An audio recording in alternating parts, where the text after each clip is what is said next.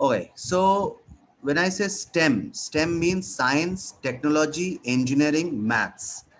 This is a US formula upon which your visa is based.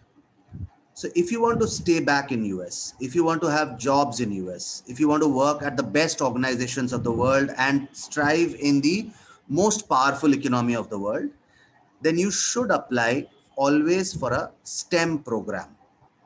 क्योंकि STEM के बिना वो आपको वहां रुकने नहीं देंगे. जैसे ही प्रोग्राम खत्म होगा वो कहेंगे आप अपना बैग्स पैक करिए और इंडिया वापस जाइए. लेकिन जब हम बाहर जाते हैं तो ये लाजमी है कि कम से कम 1 से 2 साल स्टूडेंट कम से कम वहाँ पे काम करे. उसके बाद इंडिया आना हो तो उसकी मर्जी है, नहीं आना हो तो भी उसकी मर्जी है, राइट. एटलीस्ट 2 साल का एक्सपीरियंस तो लेकर आए वहाँ से, राइट. अदरवाइज क्या होगा कि इंडिया में बहुत ज़्यादा स्ट्रगल करना पड़ेगा और जहाँ से भी आप पढ़कर आएंगे उसका फ़ायदा तभी मिलेगा जब आप कुछ एक्सपीरियंस लेकर आएंगे. I hope that was very clear.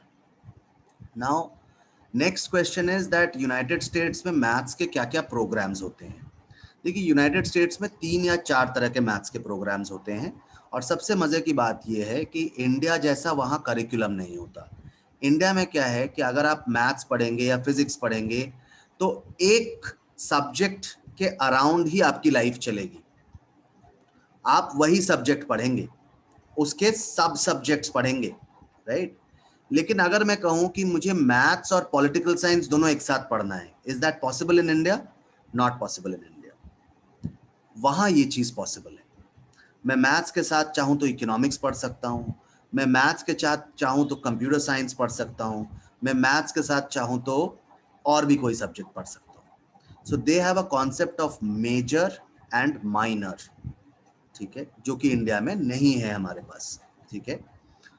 In fact most of the countries में ही नहीं होता है, ठीक है. ऐसा नहीं है कि सिर्फ इंडिया में नहीं है, बहुत सारे और कंट्रीज में भी नहीं है अंडर ग्रेड लेवल पे और पोस्ट ग्रेड लेवल पे भी, लेकिन यूएस में होता है.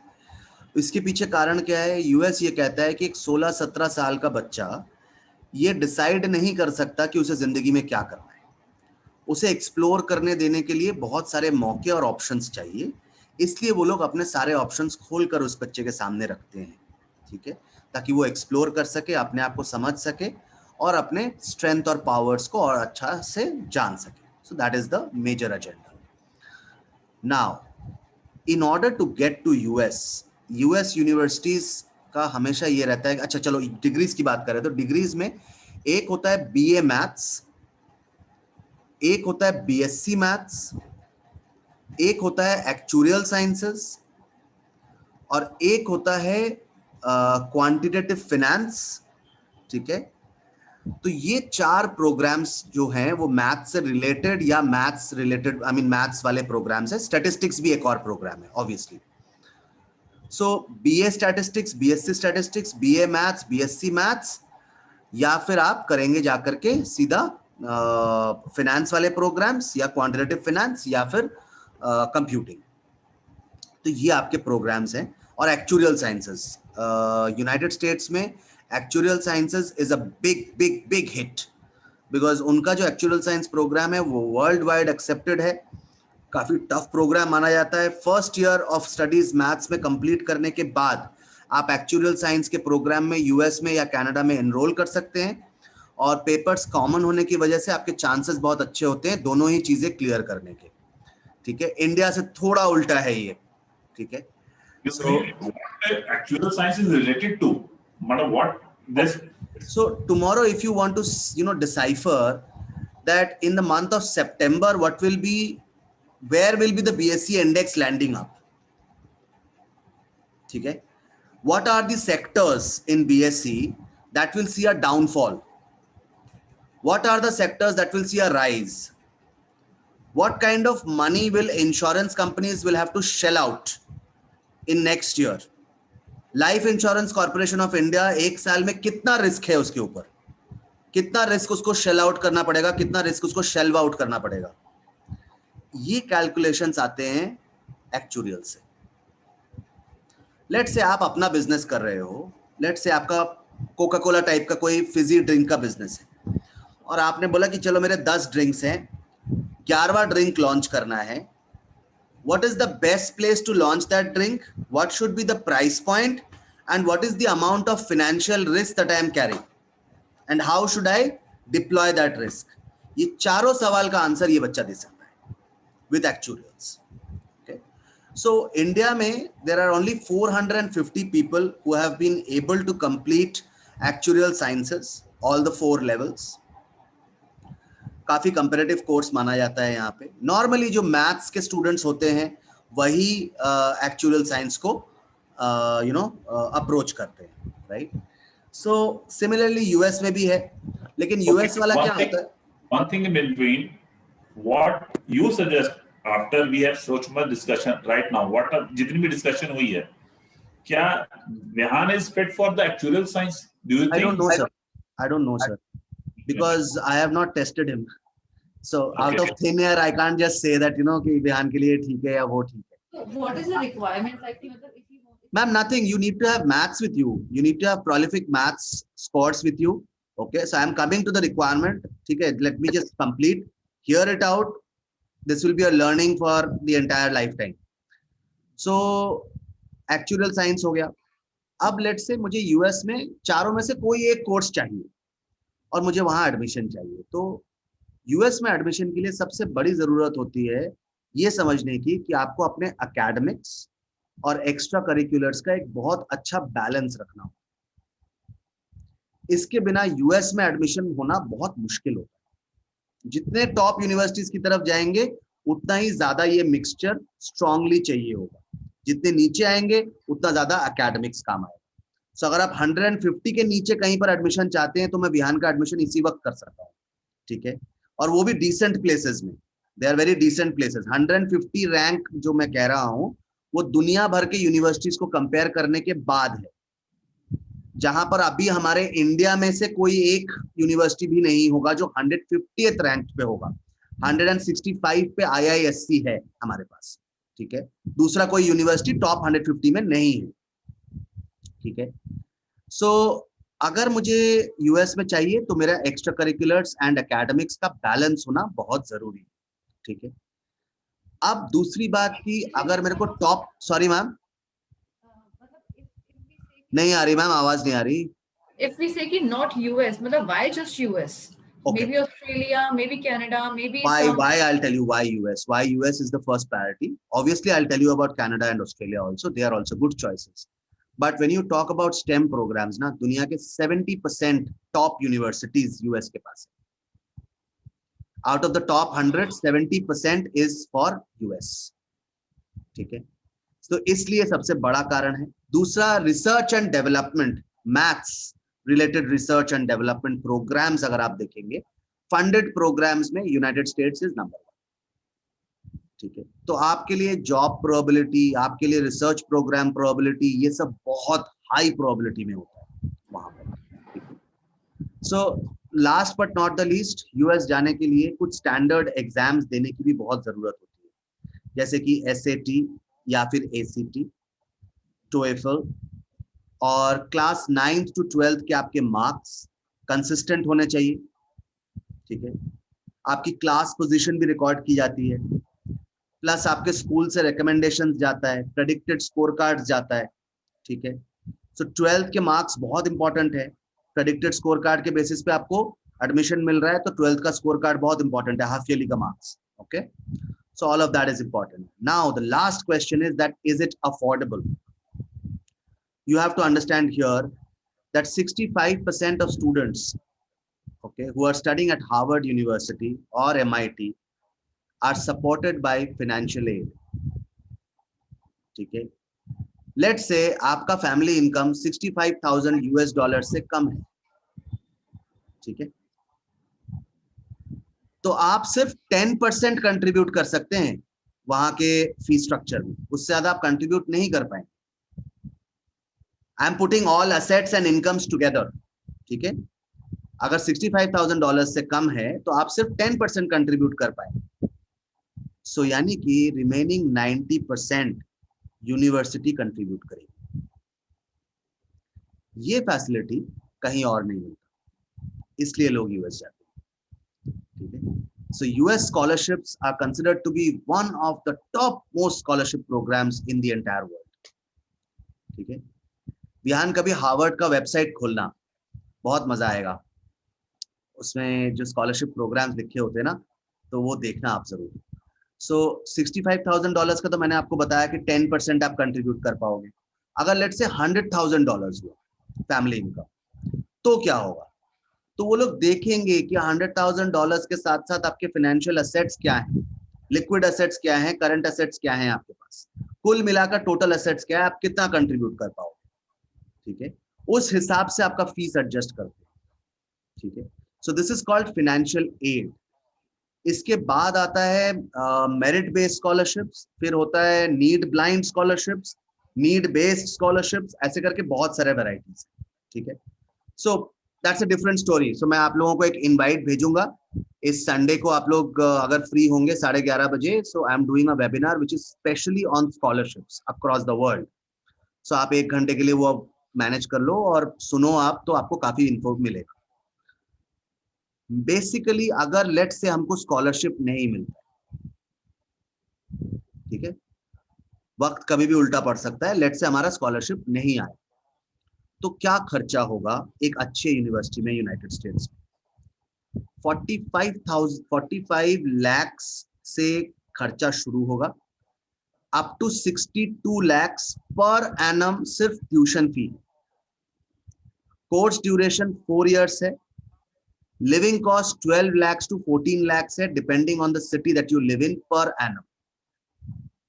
So in a year we are looking to spend anything between 57 to 79 or 74 lakhs for a period of 4 years. आप multiply कर लेंगे. ठीक है, so this is the kind of खर्चा. Now if you compare that with Canada, Canada is almost 50%. Decent quality education for maths, computer science, business, इन 3 courses के लिए Canada is a very good destination. If you want to stay back, they have the best facilities for ever. They don't want you to leave. In fact उनको तो हर साल 1.5 से 2 lakh immigrants चाहिए जो उनके यहाँ सेटल डाउन करें, तो वो हर कोशिश करते हैं ताकि आप रुके वहां पर. So they have a point rating system जिसमें 415 पॉइंट्स जैसे ही आपके कंप्लीट होते हैं तो आपको परमानेंट रेसिडेंसी दे दी जाती है. ठीक है, आप वोट के अलावा बाकी सब कुछ कर सकते हैं वहां पे, जमीन खरीद सकते हैं, बिजनेस बना सकते हैं, सब कुछ कर सकते हैं. ओके, बट वोटिंग नहीं कर सकते. 415 points is what you require. Now Canada में खर्चा अगर मैं देखूं तो you will be looking at highest, अगर खर्चा होगा तो 30 लाख का ट्यूशन फी होगा और 6 लाख का लिविंग कॉस्ट होगा. Multiply that bye 4 years, highest है ये. और on an average 25 lakh 20 lakh 25 lakh के आसपास ट्यूशन फी जाती है और 6 लाख का लिविंग कॉस्ट होता है.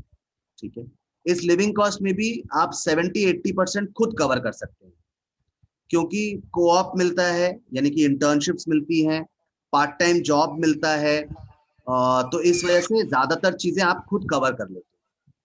Okay, so that is how it works. So that is how Canada works.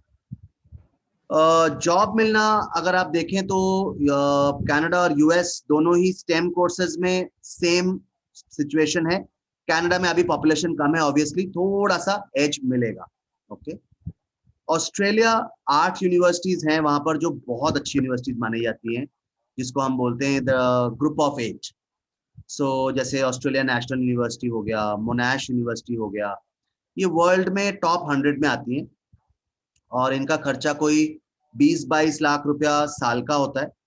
3 साल का कोर्स होता है और कोई 10 लाख का आपका लिविंग कॉस्ट होता है वहां पर. ओके, सो इस तरह से होता है. और कनाडा में बहुत जल्दी तो पीआर नहीं मिलता है, लेकिन मिल जाता है. 5 से 7 साल के बाद आपको मिल जाता है. जी सॉरी, ऑस्ट्रेलिया इज मतलब like sorry ma'am, Australia is economic than Canada. नहीं मैम, नहीं, कनाडा आप देखो ना, लिविंग कॉस्ट तो 6 लाख है ना, living cost is 6 lakhs. Australia living cost is 10 lakhs. और फी स्ट्रक्चर में अगर मैं देखूं तो कनाडा हो सकता है 3-4 लाख एक्स्ट्रा हो. सो मोटा मोटा दोनों सिमिलर हो जाते हैं. है ना? So that is how these countries are placed. In fact, in Europe also, you can look at some wonderful universities like University of Amsterdam. That's in Netherlands. Wonderful place to go. Fee structure कोई 13 लाख रुपए के आसपास है. साल का फी is 13 lakhs.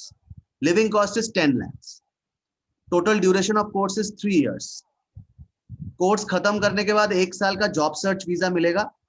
Canada में job search visa 3 साल का मिलता है, यूएस में 3 साल का मिलता है, यूरोप में आपको 1 साल का मिलेगा. 1 साल मोर देन इनफ है एक बच्चे के लिए कि भाई जॉब ढूंढते हैं, ढूंढकर मिल जाता है तो ग्रेट है. So that's how it is. So job availability में मैं हमेशा यूएस और कनाडा को टॉप पे रखूंगा, उसके बाद ऑस्ट्रेलिया, फिर यूरोप. मेरे लिए जॉब्स बहुत इंपॉर्टेंट है, ठीक है, because if I am going abroad I would like to जो मैं खर्चा कर रहा हूँ वो मैं कोशिश करूंगा कि मैं वहां से पूरा करके ले आऊं. ठीक है, तो मेरा थॉट प्रोसेस ये है. आई डोंट नो कि आप लोग कैसे सोचते हैं, हर फैमिली अलग तरीके से सोचती है. मैं ऐसे सोचता हूँ कि मुझे जो खर्चा हो रहा है वो मैं वहां से वापस लेके आऊँ. तो अगर मेरे को ऐसा करना है तो यूएस कनाडा मेरे लिए सबसे अच्छा पोजीशन है. लेकिन उसके लिए उतनी पूंजी भी होनी चाहिए, क्योंकि अगर जब आप यूएस के लिए अप्लाई करेंगे, एप्लीकेशन जब आपका अप्रूव हो जाएगा, तो यूएस वीजा जब आप करने बैठेंगे, which is in the month of May next year और June next year, तो आपको 6 महीने का एक लॉक्ड इन फंड दिखाना होगा, जो कि 1 साल की ट्यूशन फी और 1 साल का लिविंग कॉस्ट है. वो 6 महीने किसी बैंक अकाउंट में डालकर उसे लॉक करके रखना होगा. अब या तो वो लिक्विड स्टेट में होगा या फिर वो एफडी में होगा. ठीक है, ये भी एक बंदिश है. कनाडा में ये अमाउंट 3 महीने के लिए रखना होता है, ऑस्ट्रेलिया में 3 महीने के लिए रखना होता है, यूरोप में 1-1.5 महीना रखो बहुत होता है. ठीक है, लेकिन यूएस में ये आपको 6 महीना रखना होता है. ठीक है, so this is the entire story. Now this will help you to calculate कि आप कहाँ जा सकते हैं, कहाँ जाना आप पसंद करेंगे. और अब आपके जो सवाल हैं इसको सुनने के बाद अब आप मुझे बताइए, मैं सॉल्व करता हूँ. विहान, मुझे ना सुनाई नहीं दे रहा. मुझे ऐसा लग रहा है कि मतलब कि कंपैरेटिवली जो प्रोसीजर है that is quite very time consuming, और बहुत सारा उसमें work like paper work, research work, सब कुछ बहुत ज्यादा करना पड़ेगा. जैसे आप कह रहे हैं कि हमें उस मनी को वहां पे रखना, then quite lots of permissions, lots of like isn't it थोड़ा सा क्या वर्थ है. आप क्या एक सब्जेक्ट में इंटरेस्ट है, दैट इज ओके, है ना, that is a good thing. क्या वो सब्जेक्ट लिए कोई प्लेस बाउंड कर सकती है किसी को अपना ड्रीम फुलफिल करने के लिए? मतलब मुझे लग रहा है कि जो प्रोसीजर आप बता रहे हैं to study and to like get a job, और मैं कहूंगी चलिए एक बार मनी को साइड अगर रखें, मनी के बारे में भी चलिए एक बार सोच ही लेंगे 100%.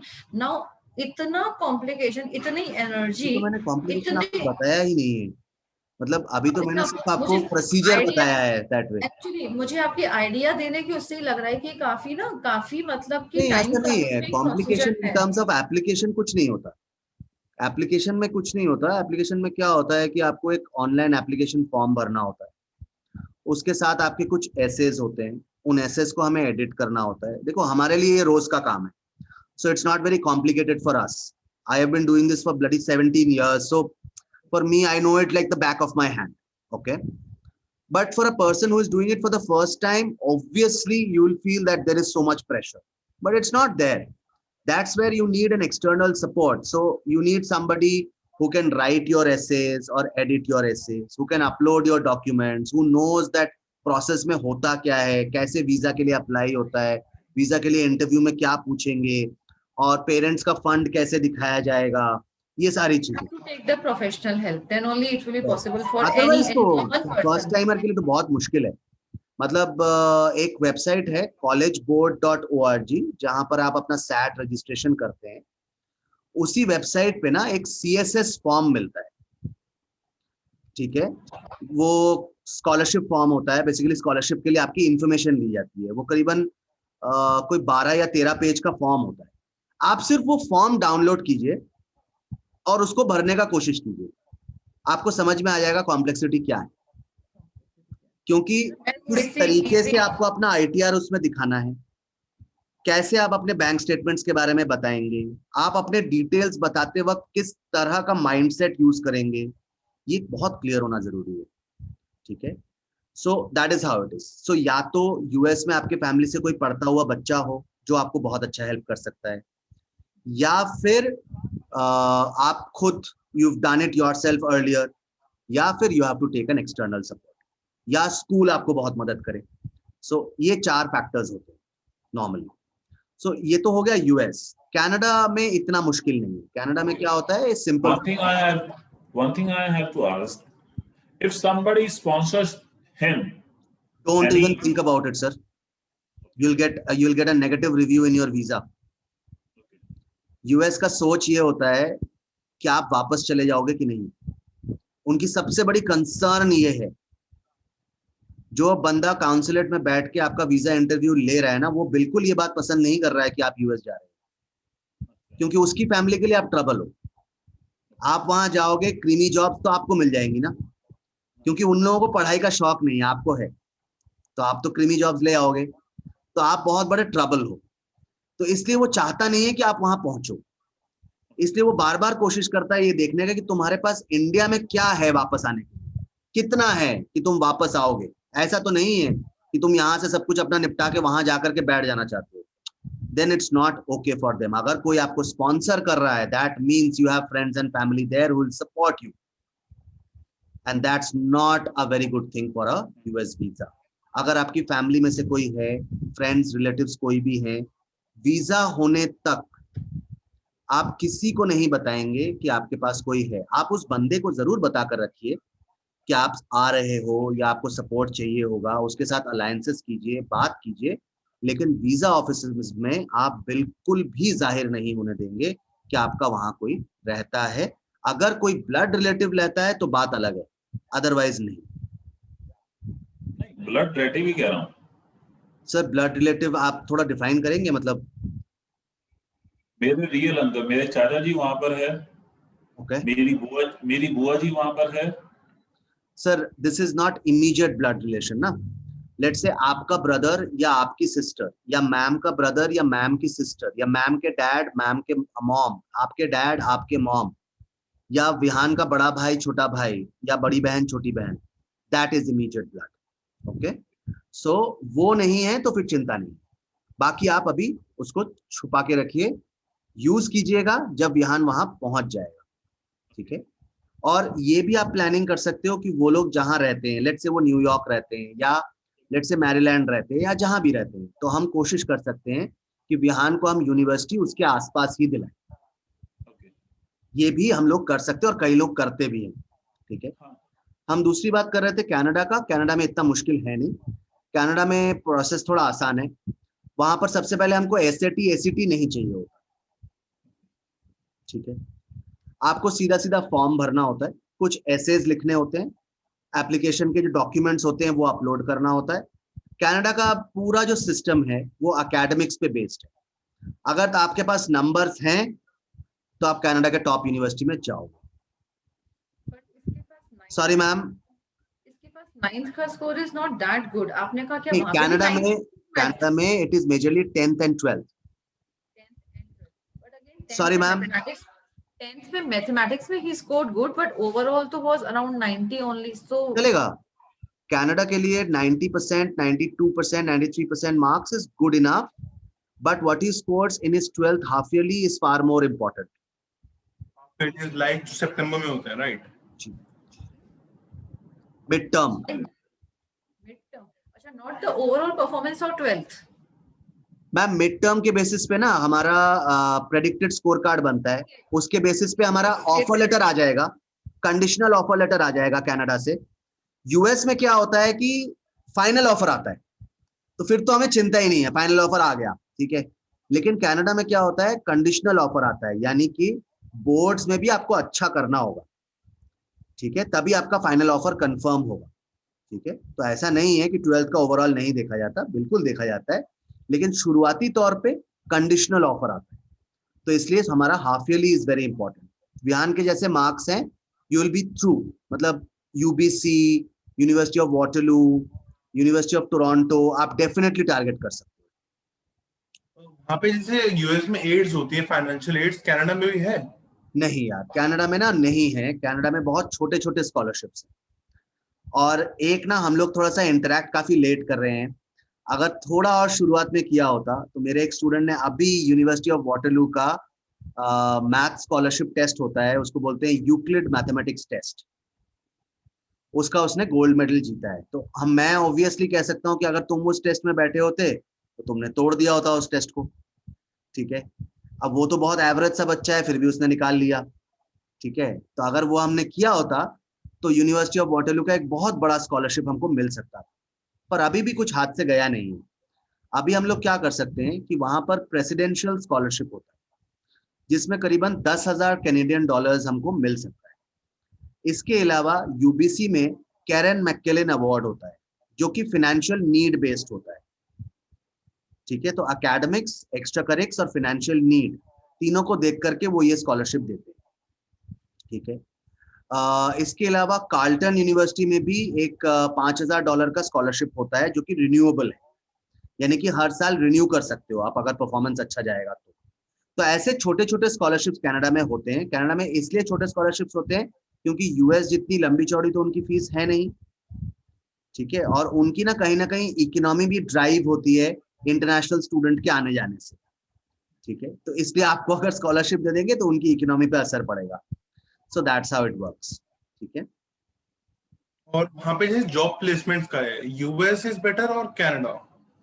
देखो सेफ्टी अगर खेलना चाहो, जैसे आप तो चेस खेले हो तो आपको पता है कि अगर हमको सेफ्टी खेलना है तो एक तरह का स्ट्रैटेजी होगा, और ऑल आउट जाना है, फुल ऑन अटैक करना है, तो उसमें तो रिस्क होगा। ठीक है, अगर आपकी स्ट्रैटेजी में हल्का सा भी कुछ गलत हुआ तो you lost it, right. So Canada क्या है, सेफ स्ट्रैटेजी है। क्यों? क्योंकि वो आपको 4 साल के प्रोग्राम के बाद 3 साल का जॉब सर्च वीजा दे रहा है। वो बोल रहा है आप यहीं पे रुक जाओ, हम आपको पीआर दे देंगे, परमानेंट रेसिडेंसी आपको हैंड ओवर कर देता है। एक बार परमानेंट रेसिडेंसी आ गया ना, उसके बाद यूएस जाओ, इंडिया जाओ, जहां मर्जी जाओ, साल भर देखो। वहां पर अगर वहां पे परमानेंट रेसिडेंसी मिल जाती है तो वहां रुक जाओ, नहीं मिलती है तो कनाडा, तुम्हारे पास पीआर है ही है, वापस आ जाओ कनाडा के पास। So that is how it works. So कोई रिस्क नहीं है। और अभी चूंकि कैनेडियन पॉपुलेशन कम है और जॉब ज्यादा है, सो रिस्क फैक्टर हमारा बहुत कम। यूएस में क्या है कि देखो कंपेटिटिव बच्चा बहुत ज्यादा। You yourself from a very good school, okay, but I hope that you know that there are enough number of people going from DPS Arkepuram, Heritage, or say DPS Rohini, or say Sanskriti, Wellhams, or Pinewood, or say Bishop Cotton, the best schools in the world, the best schools in the country, you know, they line up for United States. अगर मतलब मेरे से ही पूछोगे तो मैं कोई 350-400 application कर रहा हूँ इस साल, एंड मेरे पास उसमें से कम 25% बच्चा इंडिया के टॉप मोस्ट स्कूल से। उनका तुम अगर सिर्फ उठा के रेज्यूमे देख लोगे ना, तो आप कहोगे विहान की यार इन लोगों ने पता नहीं इतना टाइम निकाला कैसे अपनी जिंदगी। ठीक है, जैसे दून स्कूल से मेरे पास बच्चा है, तुम उसका प्रोफाइल देखोगे, तुम कहोगे ये तो मतलब 100% ग्रेजुएट स्कॉलरशिप लेके आएगा, लेकिन नहीं मिलेगा उसको स्कॉलरशिप क्योंकि उसके एकेडमिक्स वीक है। सो हर किसी का कुछ वीक या स्ट्रांग है, लेकिन कंपटीशन तुम्हारे लिए बहुत ज्यादा है क्योंकि you are belonging from India, जहां से आज मतलब सबसे बड़ा पॉपुलेशन निकलता है यूएस के लिए। दिल्ली में वुड यू बिलीव दैट 7.5% बच्चा यूनाइटेड स्टेट्स के लिए अप्लाई करता है। 7.5%। We are second in terms of applications to US. सबसे बड़ा एप्लीकेशन तेलंगाना से होता है जो कि 25% है। उसके बाद हमारा नंबर है जो कि 7%, 7-7.5% है। मुंबई इज राउंड अबाउट से 3.5% for United States. We are even better than them. Okay, so that is how things are. So United States में रिस्क है। दूसरा, अभी हम लोग कई दिशाओं से अनप्रिपेयर्ड हैं यूनाइटेड स्टेट्स में, in terms of our profile, in terms of the entrances etcetera etcetera. Still मेरे हिसाब से उन यूनिवर्सिटीज में जहां तुम्हारे स्कॉलरशिप के मेरिट स्कॉलरशिप्स और फाइनेंशियल एड के चांसेस बहुत ज्यादा हैं, उनमें हमको चांस लेना चाहिए और कनाडा के सारे यूनिवर्सिटीज में हमको अप्लाई करना चाहिए। और लाइक अगर इंडिया का देखो तो इंडिया में सिर्फ 2 है जिसमें जितना प्रैक्टिकल, जितना मैथ्स पढ़ना, इंडिया में सिर्फ 2 ही है, आईएसआई और सीएमआई, और कोई नहीं है। अगर तुम प्रैक्टिकल कोर्स ढूंढ रहे हो जिसके बाद तुम डेटा साइंस में जा सकते हो, एनालिटिक्स, आज मैथ्स इंसान पढ़ता क्यों है यार? मैथ्स इंसान पढ़ता है क्योंकि उसको डेटा साइंस में जाके रिसर्च करना है, उसको एनालिटिक्स में जाना है, या उसको मैथमेटिकल रिसर्च करना है गवर्नमेंट के लिए, है ना? तो आईएसआई का बात समझो कि 7,500 रुपया महीना वो तुमको स्टाइपेंड देते हैं वहां पे पढ़ाई करने के लिए, गवर्नमेंट ऑफ इंडिया देती है। क्यों देती है ये समझो कि उनको मैथमेटिक्स की जरूरत है, मैथमेटिशियंस की जरूरत है, और इस हद तक है कि वो 7,500 रुपया महीना स्टाइपेंड दे रहे हैं एक मैथ्स पढ़ने वाले स्टूडेंट को ISI. 64% of students from ISI do not stay back in India.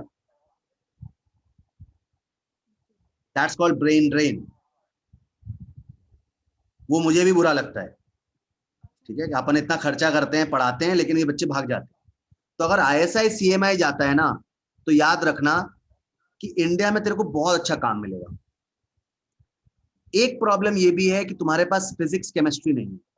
अगर फिजिक्स केमिस्ट्री और मैथ्स होता तो हम IISc अप्लाई कर सकते थे, IIT मैथ्स के लिए अप्लाई कर सकते थे, ये सब भी हमारे पास प्रोबेबिलिटी होता, लेकिन उससे कोई फर्क नहीं पड़ता। ठीक है, नहीं जाना तो कोई बात।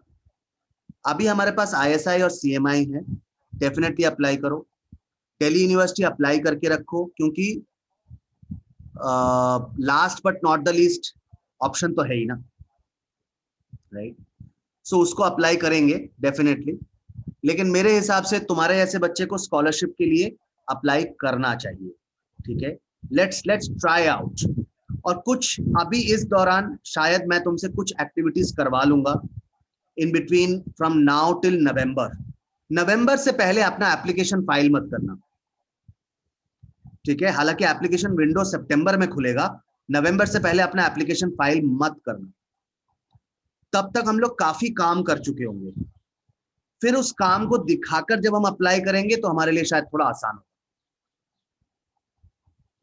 Canada top priority, India top priority, US only those universities which provide financial aid and scholarships, otherwise मत जाना। Okay, आप मेरे को यूएस में नियर न्यूयॉर्क York near Columbus Ohio, Columbia, these are the two states where my relative are staying. Sir New York लेकिन बहुत expensive होगा। नो, बट मैं आपको एक ऑप्शन दे रहा हूँ कि मेरे पास कहाँ कहाँ पर मेरे वो जो ऐसा रिलेटिव करें है दे आर स्टेइंग। न्यूयॉर्क से 2 घंटे का डिस्टेंस, 3 घंटे का डिस्टेंस, ऐसा हो तो कोई बुराई तो नहीं।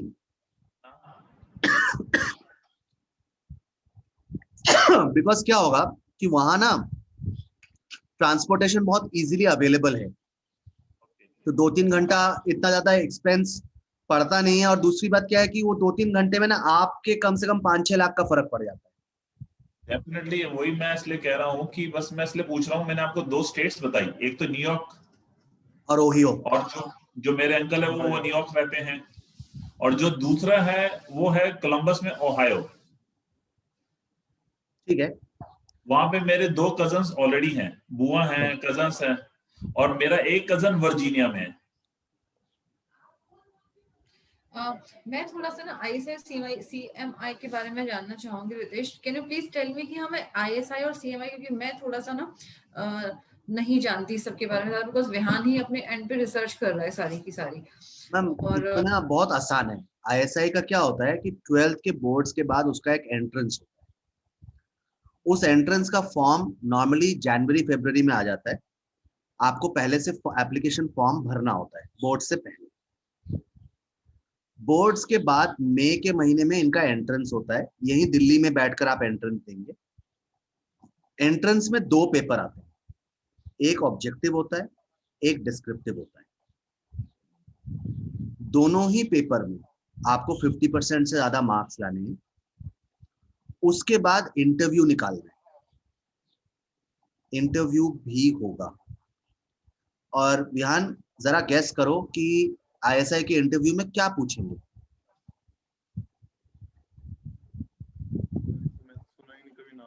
ISI के इंटरव्यू में पता है कुछ कॉमन क्वेश्चंस मैं बताता हूँ। सबसे पहले वो पूछते हैं कि तुम मैथ्स ही आगे क्यों बढ़ना चाहते हो, मैथ्स में ही आगे क्यों बढ़ना चाहते हो, what is your vision regarding maths.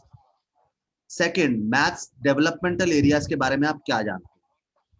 Third, जो कि बहुत सेल्लू सवाल है, सीधा सीधा वो ये पूछते हैं कि तुम्हें क्यों चूज करें, तुमने ऐसा क्या किया है कि तुमको हम इतना बड़ा स्कॉलरशिप और इतनी बड़ी यूनिवर्सिटी में जगह दे दें। So you have to be mentally prepared.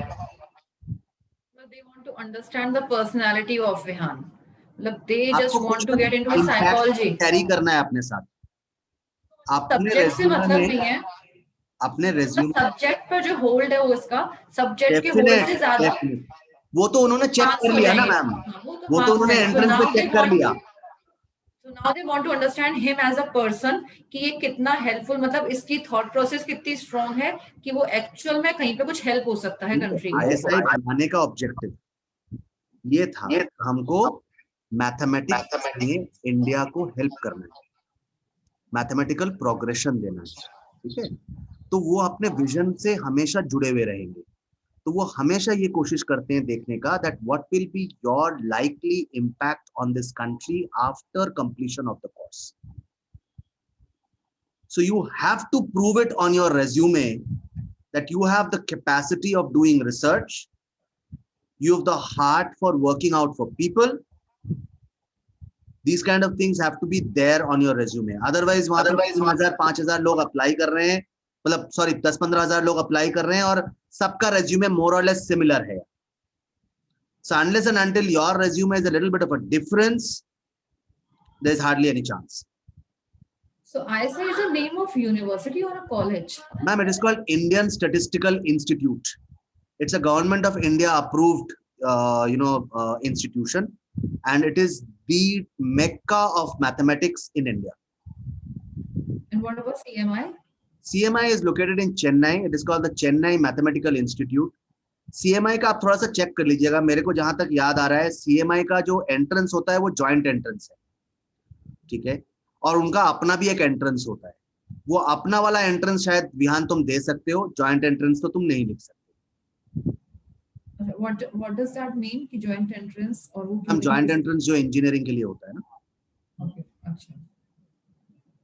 so that's it. So ISI eligibility after 12th? After 12th आप दे सकते हो। So major thing required would be the score of 12th, है ना? The score of 12th is important. Major is the entrance. Entrance only, अच्छा। Entrance and 60% marks in class 12. So that's minimum or That's a minimum eligibility criteria. That's minimum percentage. There is no merit-based criteria at ISI. Okay, it is entirely dependent on your entrance. So entrance like मतलब कि he has to join some institution or some academy for to get. The way you told me the kind of mathematics lover he is, all he needs is the right material.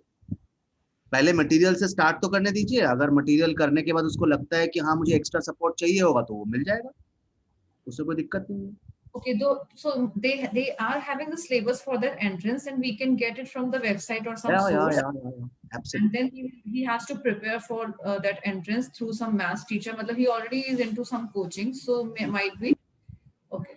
Okay, so not any particular extra what is required for. कुछ नहीं होता, but यही है कि सिर्फ वही एक है ना, तो प्रॉब्लम वही है कि हमारे पास बैकअप्स नहीं है, दूसरा ऐसा इंस्टीट्यूशन नहीं है। आप सोचो इतना बड़ा इंस्टीट्यूशन है कि यूनिवर्सिटी ऑफ कैलिफोर्निया 1972 जब वो बनाया गया तो ISI उससे पहले बन चुका था, तो ISI का मॉडल देख करके उन्होंने यूनिवर्सिटी ऑफ कैलिफोर्निया बनाया।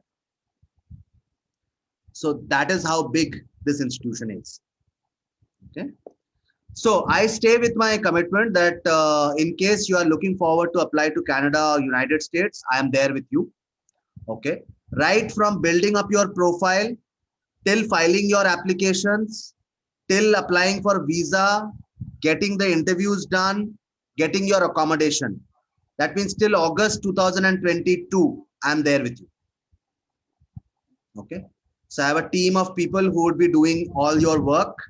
तो ये जो आप लोगों का रिसर्च है ना, जैसे सर ने बोला कि मुझे न्यूयॉर्क या कोलंबिया या वर्जीनिया इसके आसपास चाहिए, तो हमारा एक बंदा है जो US स्पेशलिस्ट है, तो वो क्या करेगा, सबसे पहले वो कोर्सेज की वैरायटी निकालेगा, यूनिवर्सिटीज के नाम निकालेगा इन एरियाज में, उनका scholarship, fees, tuition fee, living cost, 12 या 13 पैरामीटर्स पे वो रिसर्च करेगा, करके आप लोगों के साथ बैठेगा, पेरेंट्स के साथ, और एक एक पॉइंट वो डिस्कस करेगा। जैसे जैसे आप लोग चीजें फाइनलाइज करोगे वैसे वैसे वो एक एक यूनिवर्सिटी फाइनलाइज करता जाएगा। वो हमेशा आपसे बोलेगा कि आप 5 यूनिवर्सिटी फाइनलाइज करो, ठीक है, 5 से ज्यादा यूनिवर्सिटी मत अप्लाई करो, ठीक है, एक कंट्री में 5 यूनिवर्सिटी, दैट्स इट, ठीक है। So that is how you should go, right? So now what I'll do is I'll ask my colleague Anjali to get in touch with you. She'll send you an email which will have the list of all our services. क्योंकि मैंने अभी सिर्फ university की बात की है, हम किस तरह काम करते हैं, किस तरह हमारा सब कुछ होता है, ये सब अभी मैंने बताया नहीं है। आप लोग पहले सोच लीजिए कि आप लोगों ने जाना भी है या इंडिया ही रुकना है, ठीक है। अगर आप लोगों को 1% जाना होता है तो आप मुझे बताइए, फिर हम उसका प्रिपरेशन शुरू करेंगे। लेकिन हाँ, ये है कि अगर जाना है तो जल्दी डिसाइड कीजिए, क्योंकि समय है नहीं हमारे पास। आपने जो कॉस्ट, सॉरी मैम, आपने जो कॉस्ट का सारा जो आपने वो बताया था कि मतलब that is all in the mail, I guess Jay has send some like ना यस, रफ एक एक्सेल मेल, भेजा होगा आपको। it's in Excel, yes, it's an Excel file, so it's mentioned over there ना कि accommodation cost and the हाँ tuition ma'am, fee। उसमें हमने क्या किया, average tuition fee, average living cost per country हमने निकाल दिया। हालांकि वहाँ यूनिवर्सिटी स्पेसिफिक कॉस्ट तो नहीं है, लेकिन हमने ओवरऑल उस कंट्री का average tuition fee, average cost निकाला है। तो आप मोटा मोटा समझ सकते हैं, हमने ब्रैकेट्स में डाला है उसको, 45 to 62 lakhs in US and 20 lakhs to 30 lakhs in Canada, ऐसे करके हमने डाला है। तो आप उससे मोटा मोटा कैलकुलेशन कर सकते हो, हमेशा हायर साइड को लेना चाहिए, ठीक है, उसके हिसाब से कैलकुलेट कर लीजिए, ठीक है। लास्ट क्वेश्चन, अगर मैं ISI वर्सेस कनाडा करूं तो क्या बेटर रहेगा? यार ISI रहेगा, कनाडा? नहीं, ISI ISI रहेगा, ISI रहेगा। एनी गिवन डे अगर अपने अपनी कंट्री में अपना बेस्ट यूनिवर्सिटी मेरे को मिलता है तो मैं बाहर क्यों जाएगा, मैं 1 करोड़ रुपया क्यों खर्चूंगा, राइट? तो वो तो टॉप प्रायोरिटी है, लेकिन उसमें होगा नहीं होगा वो मेरे को पता नहीं ना, और मैं एक पे भरोसा करके अपनी जिंदगी नहीं चला सकता। ये बहुत क्रिटिकल ईयर है तुम्हारे लिए, you can't take any chance for that matter, okay. How many seats are there in 120 sir, including 120 including reservations. You don't have a category, right Vihan? Oh, फिर SC ST और वो सब तो तुम जानते ही हो, ठीक है। सो वो कहानी तो है ही, ठीक है। So that's how it is. I hope the session added a little value to your lives, and in case there is some more question, please do let us know. We'll be more keen to answer questions, right? Thank Thank you. you very much.